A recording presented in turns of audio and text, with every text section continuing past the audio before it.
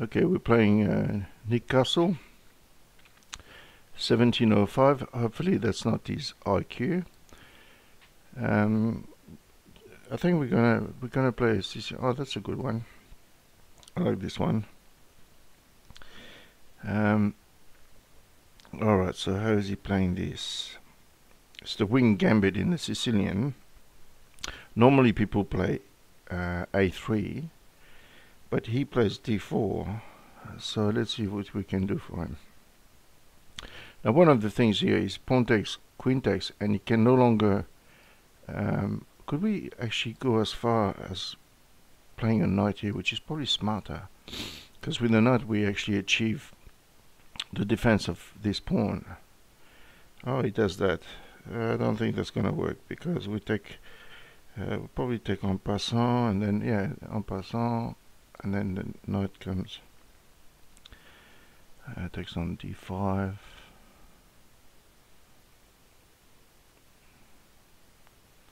Yeah, I think he's got some set ideas about how you play chess, but it's not. It doesn't even recapture.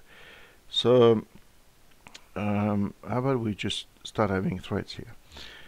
One of the things about this move, it stops the queen from checking here, and stops the bishop from checking as well.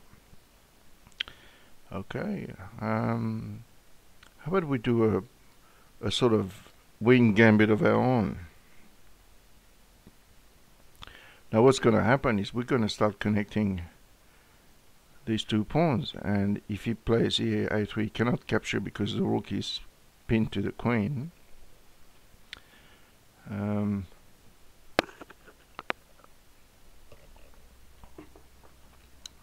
I think the purpose of his opening is to confuse himself, and he has done that quite successfully.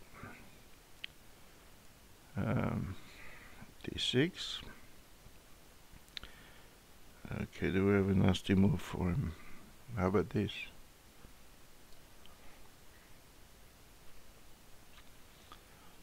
I think we can play e6 with the idea of recapturing the bishop, the pawn with the bishop here.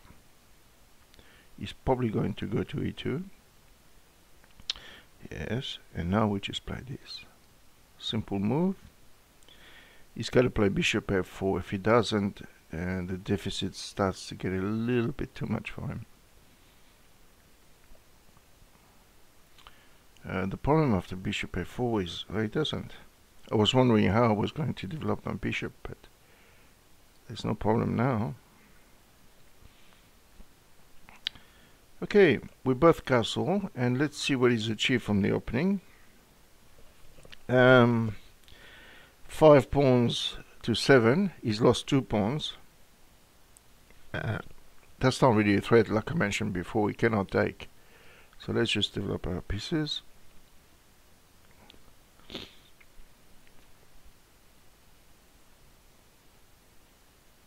If he takes, of course, he loses the rook with the queen. So he plays this. And this is actually terrible because now these are 2 passed pawns. Alright, how about so now we're going to have to address the issue of the bishop blockading us on b3, and that's one of the ways we're going to do it. Any kind of,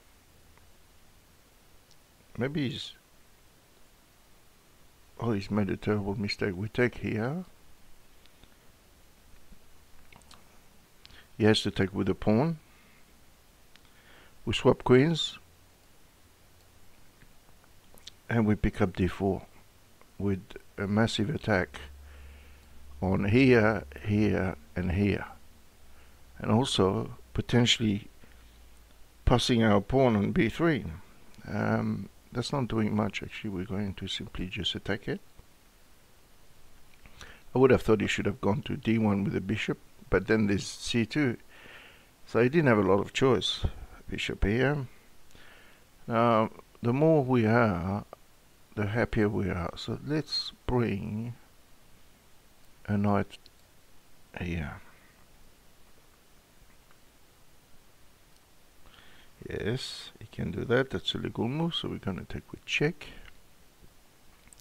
The king is probably going to go to g2, which is exactly that. And can we go back here, or can we...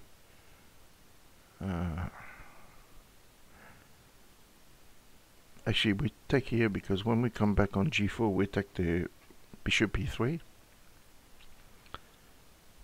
And then we hop back here. So what should we do here? Should we let him take here and push? Now his knight is in a little bit of trouble. Of course, we would like him to take here, because that takes a rook off the back rank as well. And so it's easier for us to march and queen the pawns. But here, really, the threat c2 and b2. You just wonder how he's going to meet the threat. c2, knight a3, b2. No, it's not good. It's not good for him. I can't see anything for him to get out of the way. He still hasn't developed his pieces. Of course, taking on a7 is totally irrelevant. It just doesn't. It's only going to contribute to deviating the bishop e3 from the square c1, where I'm going to go and queen. So, alright, which way should we do it? After taking there, I'm just wondering if we can push first. No, we're just going to take.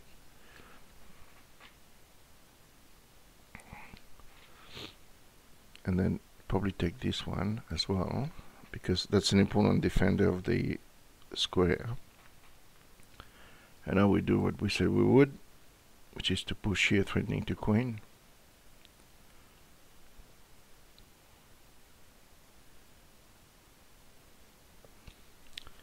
I'm afraid it doesn't have much in this position.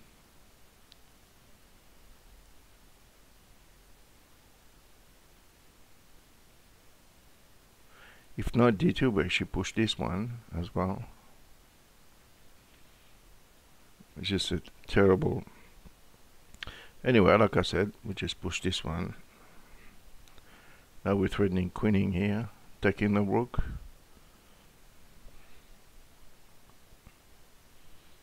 There's absolutely nothing here. And these are the two pawns considered in the opening. So we take this one first, and then we queen the other one. And just this way.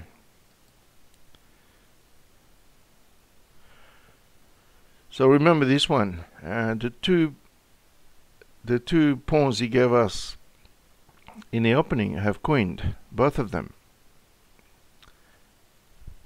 And now how does he defend this knight?